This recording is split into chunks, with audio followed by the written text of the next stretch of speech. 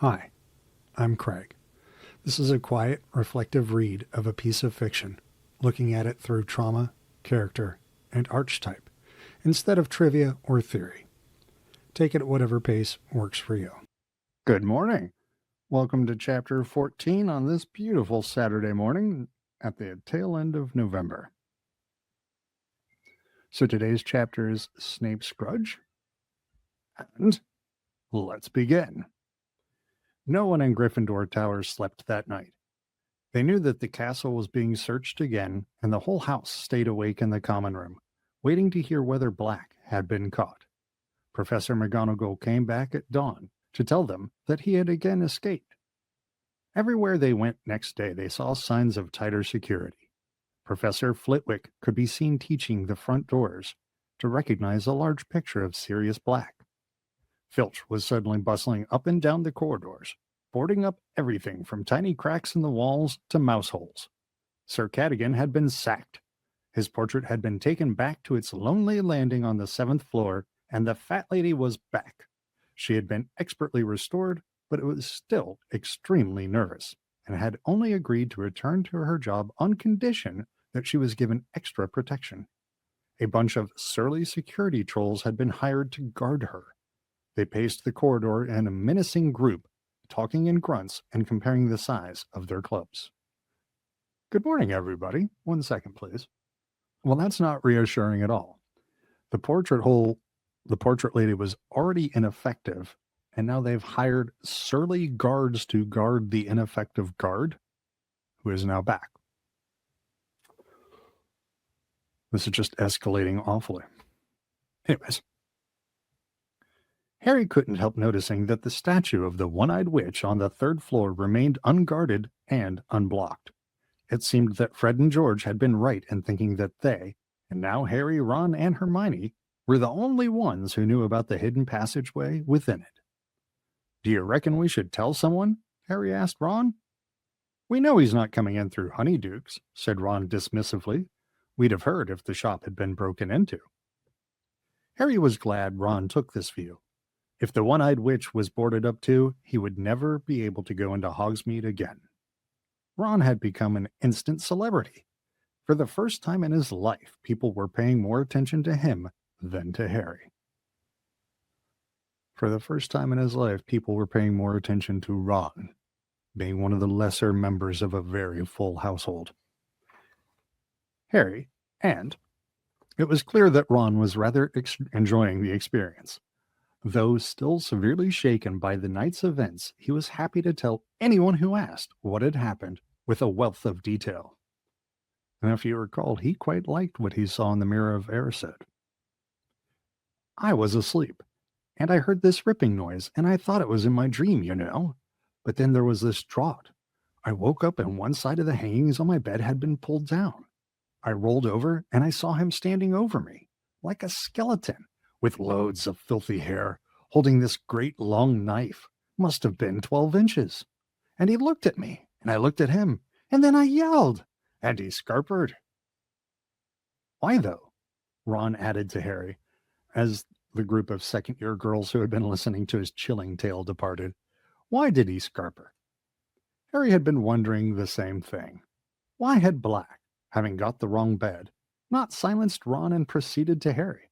Black had proved 12 years ago that he didn't mind murdering innocent people, and this time he had been facing 5 unarmed boys, 4 of whom were asleep.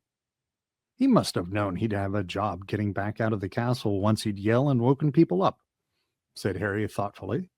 He'd have to kill the whole house to get back through the portrait hole. Then he would have met the teachers. Neville was in total disgrace. Professor McGonagall was so furious with him. She had banned him from all future Hogsmeade visits, given him a detention, and forbidden anyone to give him the password into the tower. Oh, Lord. Poor Neville was forced to wait outside the common room every night for somebody to let him in, while the security trolls leered unpleasantly at him. None of these punishments, however, came close to matching the one his grandmother had in store for him. 2 days after the Blacks' break-in, she sent Neville the very worst thing a Hogwarts student could receive over breakfast. a howler. All right, give me a second to check my messages because I have some. Yeah. Good morning, everybody. And it's not like Ron is getting pleasure out of his trauma. Ron needs to be seen in such a crowded, chaotic house. Ron needs to be seen for himself. So even though it was bad and scary, Ron's more enjoying the attention than he was scared. Just my thought. Not giving Neville the password is definitely way too far, because what they're doing is they're putting the responsibility again on the students. Sir Cadogan and his whimsical, it's not the word I'm looking for, but we'll go with whimsical. Sir Cadogan and his whimsical, rapidly rotating passwords, that's guaranteed security failure. The adults put him up there. This is ultimately their fault because this is preventable and foreseeable. And now they're punishing him? No. The security breach was the adults' fault, not Neville's. A howler. The school owls swooped into the great hall, carrying the post as usual, and Neville choked as a huge barn owl landed in front of him, a scarlet envelope clutched in its beak. Harry and Ron, who were sitting opposite him, recognized the letter as a howler at once. Ron had got one from his mother the year before. He sure did. Run for it, Neville, Ron advised. Neville didn't need telling twice.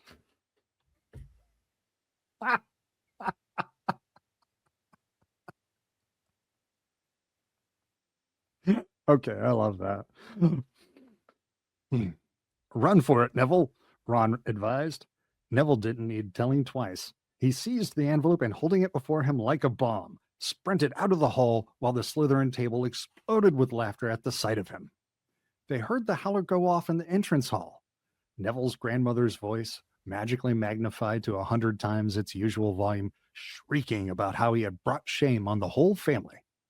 Harry was too busy feeling sorry for Neville to notice immediately that he had a letter too. Hedwig got his attention by nipping him sharply on the wrist. Ouch! Oh, thanks, Hedwig. Harry tore open the envelope while Hedwig helped herself to some of Neville's cornflakes. The note inside said, Dear Harry and Ron, how about having tea with me this evening round 6? I'll come and collect you from the castle. Wait for me in the entrance hall. You're not allowed out on your own. Cheers, Hagrid. He probably wants to hear all about Black, said Ron. So at 6 o'clock that evening, Harry and Ron left Gryffindor Tower, past the security trolls at a run, and headed down to the entrance hall. Hagrid was already waiting for them. All right, Hagrid, said Ron. Suppose you want to hear about Saturday night, do you? I've already heard all about it, said Hagrid, opening the front doors and leading them outside. Oh, said Ron, looking slightly put out. Why is Ron put out? We know why Ron's put out. The first thing they saw on entering Hagrid's cabin was Buckbeak, who was stretched out on top of Hagrid's patchwork quilt, his enormous wings folded tight to his body, enjoying a large plate of dead ferrets. Sounds delicious. Averting his eyes from this unpleasant sight, Harry saw a gigantic hairy brown suit in a very horrible yellow and orange tie hanging from the top of Hagrid's wardrobe door. What are they for, Hagrid? Buckbeak's case against the Committee for the Disposal of Dangerous Creatures, said Hagrid. This Friday. Him and me'll be going down to London together. I've booked 2 beds on the night bus. He's going to carry this thing on the night bus? Everything's going to get murdered. Let me check the comments here. Yeah, they are absolutely shaming Neville for the mistakes of the teachers. This is... Yeah, Neville. Yeah. What do you do when your security starts looking more and more like the nightmares that you need to be defended against? Who defends you from your defenders when your defenders are too nasty? Great question. Anyways, the night bus, terrible plan. Harry felt a nasty pang of guilt. He had completely forgotten that Buckbeak's trial was so near. And judging by the uneasy look on Ron's face, he had too. They had also forgotten their promise about helping him prepare Buckbeak's defense. The arrival of the firebolt had driven it clean out of their minds. Hagrid poured them a tea and offered them a plate of bath buns, but they knew better than to accept. They had had too much experience of Hagrid's cooking. "I got something to discuss with you two," said Hagrid, sitting himself between them and looking uncharacteristically serious. "I'm sorry, I'm distracted by bath buns. I assume they're some sort of UK-ish bun, probably named after the city of Bath. But I'm thinking of bath bombs. So I'm imagining some buns that you eat in the bath. Maybe cinnamon flavored. I don't know. I'm ridiculous. "I've got something to discuss with you two," said Hagrid, sitting himself between them and looking uncharacteristically serious. "What?" said Harry. "Hermione," said Hagrid. "What about her?" said Ron. "She's in a right state, that's what. She's been coming down to visit me a lot since Christmas. Been feeling lonely. First you weren't talking to her because of the firebolt. Now you're not talking to her because of her cat." "Eight scabbers," Ron interjected angrily. "'Cause her cat acted like all cats do," Hagrid continued doggedly. "She's cried a few fair times, you know. Gone through a rough time at the moment. Bitten off more than she can chew, if you ask me. All the work she's trying to do. Still found time to help me with Buckbeak's case, mind. She's found some really good stuff for me. Reckon he'll stand a good chance now." "Hagrid, we should have helped as well. Sorry," Harry began awkwardly. "I'm not blaming you," said Hagrid, waving Harry's apology aside. "God knows you've had enough to be getting on with. I've seen you practicing Quidditch every hour of the day and night. But I gotta tell you, I thought you'd value your friend more than broomsticks or rats. That's all." It's interesting that Harry gets validated for all the time he spends doing hard work. Apparently, Hermione has lots of free time, and nobody's concerned about the amount of work she's doing at all. Let's check our messages. A hippogriff on the night pass. Yeah, I don't think you do. I think it's going to be a lot of cannonballing and beaks and talons. Oh, it's scary just thinking about it. Yeah, I'm really liking the British version. That's nice. A biscuity cake thing. Love it. Well, let us know how that goes. That should be a lovely time. She's going to the city of Bath. Harry and Ron exchanged uncomfortable looks. Really upset she was when Black nearly stabbed you, Ron. She's got her heart in the right place, Hermione has, and you two not talking to her. If she'd just get rid of that cat, I'd speak to her again, Ron said angrily, but she's still sticking up for it. It's a maniac, and she won't hear a word against it. Ah, well, people can be a bit stupid about their pets, said Hagrid wisely. Behind him, Buckbeak spat a few ferret bones onto Hagrid's pillow. All right, see, that's just a clever paragraph there, because he's telling Ron that he's being stupid, but he's not seeing how he himself is being stupid. It's a lot of work to do in 2 sentences. Good writing. They spent the rest of their visit discussing Gryffindor's improved chances for the Quidditch Cup. At 9 o'clock, Hagrid walked them back up to the castle. A large group of people was bunched around the notice board when they returned to the common room. Hogsmeade next weekend, said Ron, craning over the heads to read the new notice. What do you reckon? He added quietly to Harry as they went to sit down. Well, I totally read that one wrong.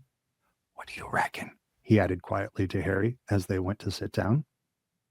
Well, Filch hasn't done anything about the passage into Honeydukes, Harry said even more quietly. Harry, said a voice. I'm quieting everything. Harry, said a voice in his right ear. Harry started and looked around at Hermione, who was sitting at the table right behind them and clearing a space in the wall of books that had been hiding her. Harry, if you go into Hogsmeade again, I'll tell Professor McGonagall about that map, said Hermione. Can you hear someone talking, Harry? Growled Ron, not looking at Hermione. Ron, how can you let him go with you? After what Sirius Black nearly did to you? I mean it. I'll tell. So now you're trying to get Harry expelled, said Ron furiously. Haven't you done enough damage this year? Hermione opened her mouth to respond, but with a soft hiss, Crookshanks leapt onto her lap. Hermione took one frightened look at the expression on Ron's face, gathered Crookshanks up, and hurried away towards the girls' dormitories. Hermione is just being brave, brave, brave. She has already rocked her social world more than once this year. She is already feeling ostracized. And she has the courage yet again to stand up and at least say something. And of course, her and Ron are not working well right now because when Ron's feeling, Ron likes to defend, even sometimes those who don't need defending. Ron is a defender. So how about it? Ron said to Harry, as though there had been no interruption. Come on. Last time we went, you didn't see anything. You haven't even been inside Zonko's yet. Harry looked around to check that Hermione was well out of earshot. Okay, he said, but I'm taking the invisibility cloak this time. On Saturday morning, Harry packed his invisibility cloak in his bag, slipped the Marauder's map into his pocket, and went down to breakfast with everyone else. Hermione kept shooting suspicious looks down the table at him, but he avoided her eye and was careful to let her see him walking back up the marble staircase in the entrance hall as everybody else proceeded to the front doors. Bye, Harry called to Ron. See you when you get back. Ron grinned and winked. Now I'm going to check the messages. Yeah, it's almost like they're going to give her last name back. She's going to start being Hermione Granger every time instead of just Hermione. She really is. I mean, you know it's the right thing to do when it costs you. He does. He does, and that's part of their disagreement. They're not arguing over the same thing. Hermione is trying to advocate for, safety, and Ron, who's only ever possessed hand-me-downs. Scabbers is all he's got, and Scabbers might be old, used, and boring, but it's all he's got, and he values it. And Hermione has not valued his rat that he cares about the whole time. And when you don't have a lot, you want your friends to respect what you do have. Ron grinned and winked. Harry hurried up to the third floor, slipping the Marauder's map out of his pocket as he went. Crouching behind the one-eyed witch, he smoothed it out. A tiny dot was moving in his direction. Harry squinted at it. The minuscule writing next to it read, Neville Longbottom. Harry quickly pulled out his wand, muttered, Descendium, and shoved his bag into the statue, but before he could climb in himself, Neville came around the corner. Harry, I forgot you weren't going to Hogsmeade either. Hi, Neville, said Harry, moving swiftly away from the statue and pushing the map back into his pocket. What are you up to? Nothing, shrugged Neville. Want a game of exploding snap? Not now. I was going to go to the library and do a vampire essay for Lupin.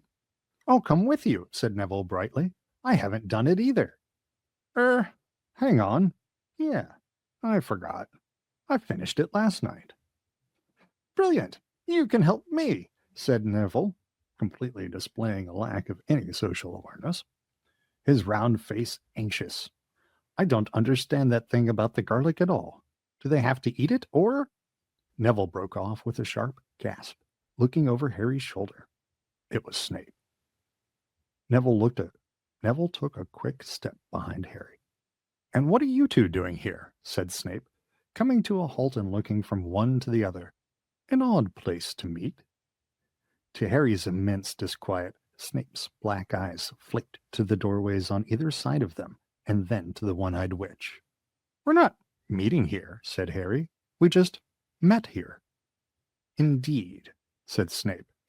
You have a habit of turning up in unexpected places, Potter, and you are rarely there for no reason.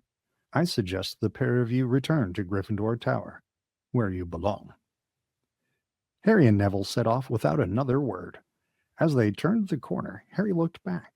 Snape was running one of his hands over the one-eyed witch's head, examining it closely. Harry managed to shake Neville off at the fat lady by telling him the password, then pretending he'd left his vampire essay in the library and doubling back. Once out of sight of the security trolls, that's going to crack me up every time, the security trolls, he pulled out the map again and held it close to his nose. The third floor corridor seemed to be deserted. Harry scanned the map carefully and saw, with a leap of relief, that the tiny dot labeled Severus Snape was now back in its office. And we like it when the dot goes back to its office. Well, no, Hermione wouldn't like admitting to her mistakes because Hermione is afraid of making mistakes. It's one of the things that drives her to try and know everything so she doesn't make mistakes. Mistakes are threatening to her. She is a perfectionist. Harry, completely hidden inside the invisibility cloak, emerged into the sunlight outside Honeyduke's and prodded Ron in the back. "It's me," he muttered. "What kept you?" Ron hissed. "Snape was hanging around." They set off up the high street. "Where are you?" Ron kept muttering out of the corner of his mouth. "Are you still there? This feels weird." They went to the post office. Ron pretended to be checking the price of an owl to Bill in Egypt so that Harry could have a good look around. The owl sat hooting softly down at him, at least 300 of them, from great grays right down to tiny little scops owls, local deliveries only, which were so small that they could have sat in the palm of Harry's hand. They sound adorable. I want to. Then they visited Zonko's, which was so packed with students Harry had to exercise great care not to tread on anyone and cause a panic. There were jokes and tricks to fulfill even Fred and George's wildest dreams. Harry gave Ron whispered orders and passed him some gold from under the cloak. They left Zonko's with their money bags considerably lighter than they had been on entering, but their pockets bulging with dung bombs, hickoff sweets, frog spawn soap, and nose-biting teacup apiece. The day was fine and breezy, and neither of them felt like staying indoors, so they walked past the 3 broomsticks and climbed a slope to visit the Shrieking Shack, the most haunted dwelling in Britain. It stood a little way above the rest of the village, and even in daylight was slightly creepy with its boarded windows and dank, overgrown garden. Well, who doesn't love a dank, overgrown garden? Poor Neville has been stuck outside the Gryffindor house common room how many times now? This poor kid. We need to give him like a swipe card or, let his cell phone let him in or give him a badge or something. Even the Hogwarts ghosts avoid it, said Ron, as they leaned on the fence looking up at it. I asked Nearly Headless Nick. He says he's heard a very rough crowd live here. No one can get in. Fred and George tried, obviously, but all the entrances are sealed shut. Harry, feeling hot from their climb, was just considering taking off the cloak for a few minutes when they heard voices nearby. Someone was climbing towards the house from the other side of the hill. Moments later, Malfoy had appeared, followed closely by Crabbe and Goyle. Malfoy was speaking. Should have an owl from father any time now. He had to go to the hearing to tell them about my arm, about how I couldn't use it for 3 months. Crabbe and Goyle sniggered. I really wish I could hear that great hairy moron trying to defend himself. There's no arm in him. Honest. That hippogriff is good as dead. Malfoy suddenly caught sight of Ron. His pale face split in a malevolent grin. What are you doing, Weasley? Malfoy looked up at the crumbling house behind Ron. Supposed you'd love to live here, wouldn't you, Weasley? Dreaming about having your own bedroom? I heard your family all sleep in one room. Is it that true? Harry seized the back of Ron's robes to stop him leaping on Malfoy. Leave him to me, he hissed in Ron's ear. Ron certainly has escalated his punchiness, hasn't he? The opportunity was too perfect to miss. Harry crept silently around behind Malfoy, Crabbe, and Goyle, bent down and scooped a large handful of mud out of the path. We were just discussing your friend Hagrid, Malfoy said to Ron, just trying to imagine what he's saying to the Committee for the Disposal of Dangerous Creatures. Do you think he'll cry when they cut his hippogriffs? Splat! Malfoy's head jerked forwards as the mud hit him. His silver blonde hair was suddenly dripping in muck. What the? Ron had to hold on to the fence to keep himself standing. He was laughing so hard. Malfoy, Crabbe, and Goyle spun stupidly on the spot, staring wildly around. Malfoy was trying to wipe his hair clean. What was that? Who did that? Very haunted up here, isn't it? Said Ron, with the air of one commenting on the weather. Crabbe and Goyle were looking scared. Their bulging muscles were no use against ghosts. Malfoy was staring madly around at the deserted landscape. Harry sneaked along the path where a particularly sloppy puddle yielded some foul-smelling green sludge. At least it's the Slytherin colors. Splatter! Crabbe and Goyle caught some this time. Goyle hopped furiously on the spot, trying to rub it out of his small, dull eyes. It came from over there, said Malfoy, wiping his face and staring at the spot 6 feet to the left of Harry. Crabbe blundered forwards, his long arms outstretched like a zombie. Harry dodged around him, picked up a stick, and lobbed it at Crabbe's back. Harry doubled up with silent laughter as Crabbe did a kind of pirouette in midair, trying to see who had thrown it. As Ron was the only person Crabbe could see, it was Ron he started towards. But Harry stuck out his leg, Crabbe stumbled, and his huge, flat foot caught the hem of Harry's cloak. Harry felt a great tug, then the cloak slid off his face. And then he got ditched by Harry. No, Neville doesn't have any close friends he hangs out with. No, he surely does not. For a split second, Malfoy stared at him. Arg! He yelled, pointing at Harry's head. Then he turned tail and ran, at breakneck speed, back down the hill, Crabbe and Goyle behind him. Harry tugged the cloak up again, but the damage was done. Harry, Ron said, stumbling forward and staring hopelessly at the point where Harry had disappeared. You'd better run for it. If Malfoy tells anyone, you'd better get back to the castle quick. See you later, said Harry, and without another word, he tore back down the path towards Hogsmeade. Would Malfoy believe what he had seen? Would anyone believe Malfoy? No one knew about the invisibility cloak. Nobody except Dumbledore. Harry's stomach turned over. Dumbledore would know exactly what had happened if Malfoy said anything. Back at Honeyduke's, back down the cellar steps, across the stone floor, through the trapdoor, Harry pulled off the cloak, tucked it under his arm, and ran flat out along the passage. Malfoy would get back first, but how long would it take him to find a teacher? Panting, a sharp pain in his side, Harry didn't slow down until he reached the stone slide. He would have to leave the cloak where it was. It was too much of a giveaway if Malfoy had tipped off a teacher. He hid it in a shadowy corner and started to climb, fast as he could, his sweaty hands slipping on the sides of the chute. Let's pause. Can you feel that? Can you feel the panic of trying to race Malfoy back to school to get your story out first, and you're trying to climb a slippery chute, scrabbling with your hands in the slime? Yeah, feel that for a second. Oh. He reached the inside of the witch's hump, tapped it with his wand, stuck his head through, and hoisted himself out. The hump closed, and just as Harry jumped out from behind the statue, he heard quick footsteps approaching. It was Snape. He approached Harry at a swift walk, his black robe swishing, then stopped in front of him. So, he said. There was a look of suppressed triumph about him. Harry tried to look innocent, all too aware that his sweaty face and his muddy hands, which he quickly hid in his pockets. Come with me, Potter, said Snape. Harry followed him downstairs, trying to wipe his hands clean on the inside of his robes without Snape noticing. They walked down the stairs to the dungeons, and then into Snape's office. Harry had only been in here once before, and he had been in very serious trouble then too. Snape had acquired a few more horrible slimy things in jars.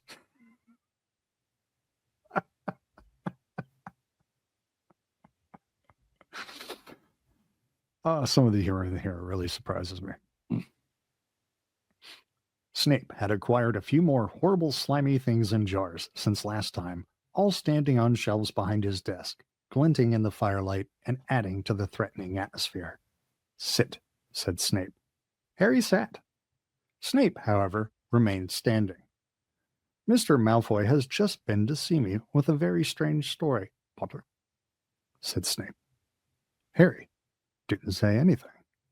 "He tells me that he was up by the Shrieking Shack when he ran into Weasley, apparently alone." Still, Harry didn't speak. "Mr. Malfoy states that he was standing, talking to Weasley, when a large amount of mud hit him on the back of the head. How do you think that could have happened?" Harry tried to look mildly surprised. "I don't know, Professor." Snape's eyes were boring into Harry's. It was exactly like trying to stare out a hippogriff. Harry tried hard not to blink. Checking the comments. Wow, got a little yelled at with the cabs. And it's snow, not mud. Mr. Malfoy then saw an extraordinary apparition. Can you imagine what it might have been, Potter? "No," said Harry, now trying to sound innocently curious. "It was your head, Potter, floating in midair." There was a long silence. "Maybe he'd better go to Madame Pomfrey," said Harry. "If he's seeing things like, what would your head have been doing in Hogsmeade, Potter?" said Snape softly. "Your head is not allowed in Hogsmeade. No part of your body has permission to be in Hogsmeade." "I know that," said Harry, striving to keep his face free of guilt or fear. "It sounds like Malfoy is not having hallucinations," snarled Snape, and he bent down, a hand on each arm of Harry's chair so that their faces were a foot apart. "If your head was in Hogsmeade, so was the rest of you." "I've been up in Gryffindor Tower," said Harry. "Like you told." "Can anyone confirm that?" Harry didn't say anything. Snape's thin mouth curled into a horrible smile. "So," he said, straightening up again, "everyone from the Minister for Magic downwards has been trying to keep the famous Harry Potter safe from Sirius Black. But famous Harry Potter is a law unto himself. Let the ordinary people worry about his safety. Famous Harry Potter goes where he wants to, with no thought for the consequences." Harry stayed silent. Snape was trying to provoke him into telling the truth. He wasn't going to do it. Snape had no proof, yet. "How extraordinarily like your father you are, Potter." Ding, ding, ding. Now we're getting to the core of the matter. How extraordinarily like your father you are, Potter," Snape said suddenly, his eyes glinting. He, too, was exceedingly arrogant. A small amount of talent on the Quidditch pitch made him think he was a cut above the rest of us, too. Little jealousy. Somebody was not good on the Quidditch pitch. Strutting around the place with his friends and admirers. Somebody didn't have admirers. The resemblance between you two is uncanny. "My dad didn't strut," said Harry before he could stop himself, "and nor do I." "Your father didn't set much store by the rules either," Snape went on, pressing his advantage, his thin face full of malice. "Rules were for lesser mortals, not Quidditch Cup winners. His head was so swollen—" "Shut up!" Harry was suddenly on his feet. Rage, such as he had not felt since his last night in Privet Drive, was thundering through him. He didn't care that Snape's face had gone rigid, the black eyes flashing dangerously. Some of you have probably seen that flash in somebody's eyes before. "What did you say to me, Potter?" "I told you to shut up about my dad," Harry yelled. "I know the truth all right. He saved your life. Dumbledore told me. You wouldn't even be here if it wasn't for my dad." Snape's sallow skin had gone the color of sour milk. "And did the headmaster tell you the circumstances in which your father saved my life?" he whispered. "Or did he consider the details too unpleasant for precious Potter's delicate ears?" Harry bit his lip. He didn't know what had happened and didn't want to admit it, but Snape seemed to have guessed the truth. Let me check out the comments here for a moment. Oh, yeah. His parents were definitely a trigger for Harry. I mean, come on now. What is he here when the Dementors show up? I would hate you to run away with the false idea of your father, Potter, he said, a terrible grin twisting his face. Have you been imagining some glorious heroism? Then let me correct you. Your saintly father and his friends played a highly amusing joke on me that would have resulted in my death if your father hadn't got cold feet at the last moment. There was nothing brave about what he did. He was saving his own skin as much as mine. Had their joke succeeded, he would have been expelled from Hogwarts. Snape's uneven, yellowish teeth were bared. Turn out your pockets, Potter, he spat suddenly. Harry didn't move. There was a pounding in his ears. Turn out your pockets or we go straight to the headmaster. Pull them out, Potter. Cold with dread, Harry slowly pulled out the bag of Zonko's tricks and the Marauder's map. Snape picked up the Zonko's bag.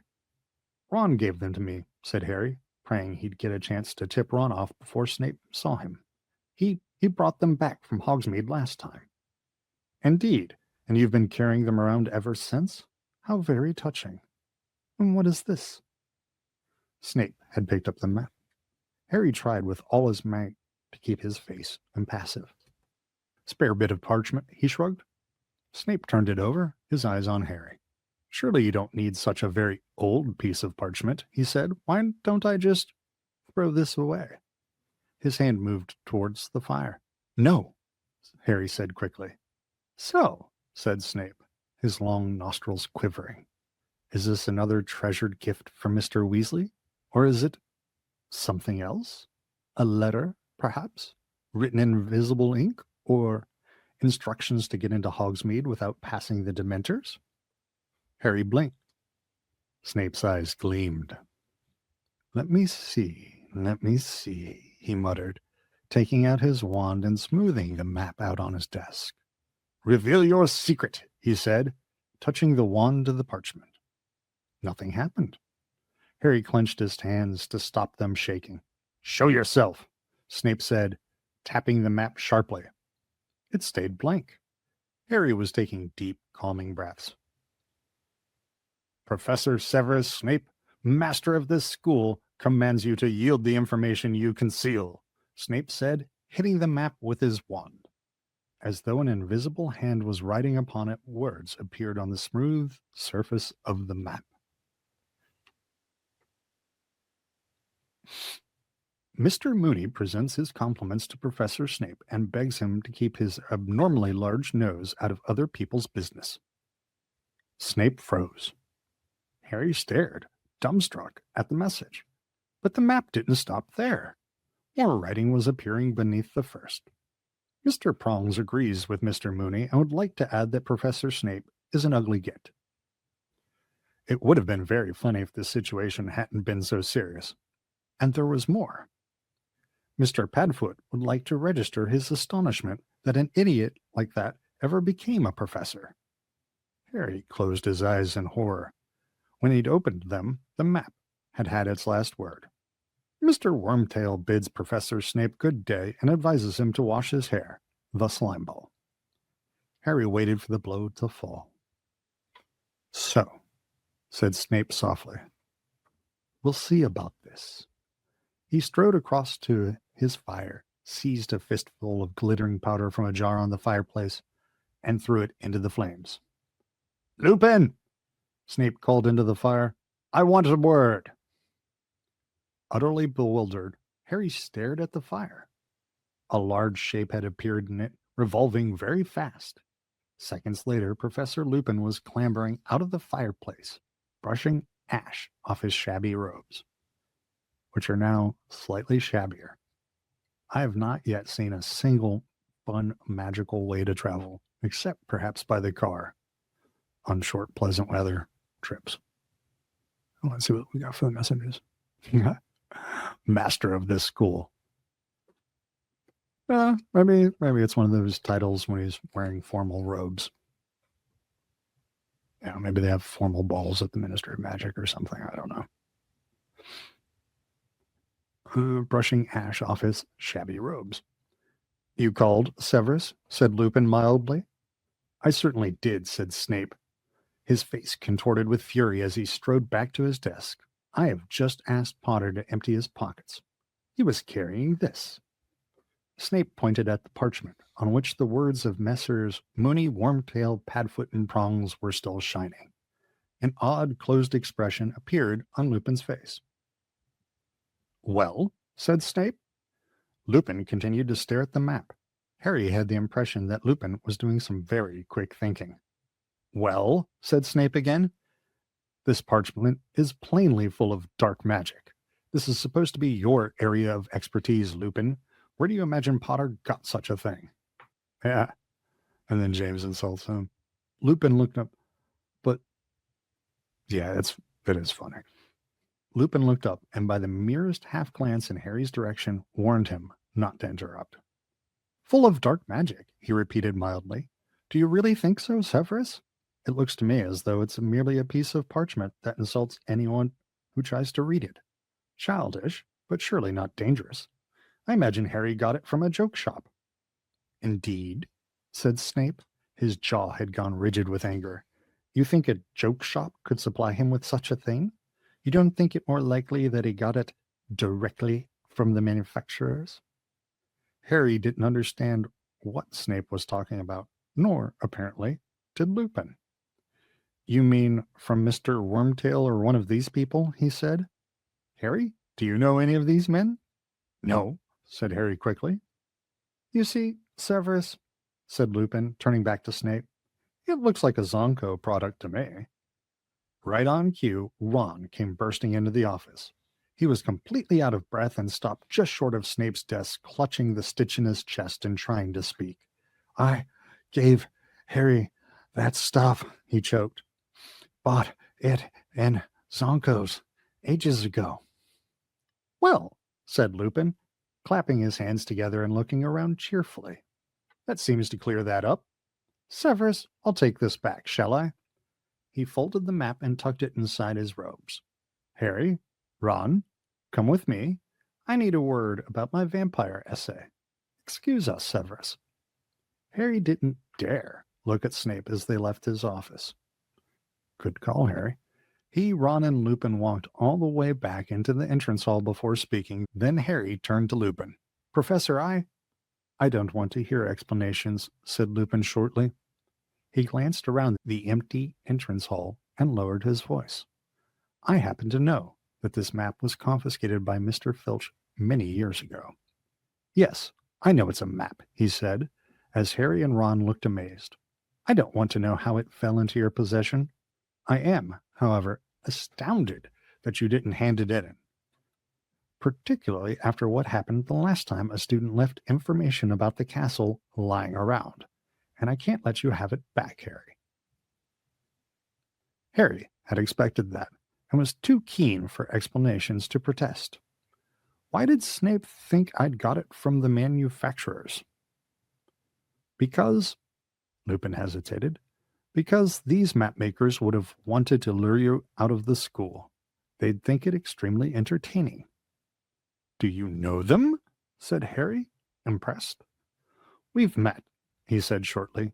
He was looking at Harry more seriously than ever before. "Don't expect me to cover up for you two again, Harry. I cannot make you take Sirius Black seriously. But I would have thought that what you have heard when the Dementors draw near you would have had more of an effect on you. Your parents gave their lives to keep you alive, Harry. A poor way to repay them. Gambling their sacrifice for a bag of magic tricks." He walked away, leaving Harry feeling worse by far than he had at any point in Snape's office. We'll come back to that. Slowly, he and Ron mounted the marble staircase. As Harry passed the one-eyed witch, he remembered the invisibility cloak. It was still down there, but he didn't dare go and get it. "It's my fault," said Ron abruptly. "I persuaded you to go." "Lupin's right. It was stupid. We shouldn't have done it." He broke off. They had reached the corridor where the security trolls were pacing, and Hermione was walking towards them. One look at her face convinced Harry that she had heard what had happened. His heart plummeted. Had she told Professor McGonagall? "Come to have a good gloat," said Ron savagely, as she stopped in front of them. or have you just been to tell on us? No, said Hermione. She was holding a letter in her hands and her lip was trembling. I thought you ought to know. Hagrid lost his case. Buckbeak is going to be executed. All right. So that brings us to the end of chapter 14. And our next read will be chapter 15, The Quidditch Final. Before I wrap up today, though, let's talk a little bit more about what we saw from Snape and Lupin in today's read. And this chapter is appropriately titled because this really is, as a reader, the first time we're really experiencing what Snape's grudge is all about. And Snape, we already know from the movies, is not a man who can let go of the past. So he is letting us know in his exposition now that he is holding Harry accountable for the sins of his father. And it's great that Lupin shows up to rescue him, because this wasn't going to go well. And Lupin does a great job here. And he does remind Harry that he does have some responsibility to take care of himself. So the little bit of shame and guilt that Harry feels, he actually feels some guilt. That's why it hurt. Snape scared him. Lupin guilted him. And that's actually going to be far more effective. And that brings us to the end of today's live. I hope you had a great time. I know I did. You all have been so very chatty, and I loved it all. And the Hogwarts Express is probably the only good way to travel because they have snacks. All right. Well, I'll see you guys later. Have a great day. Bye.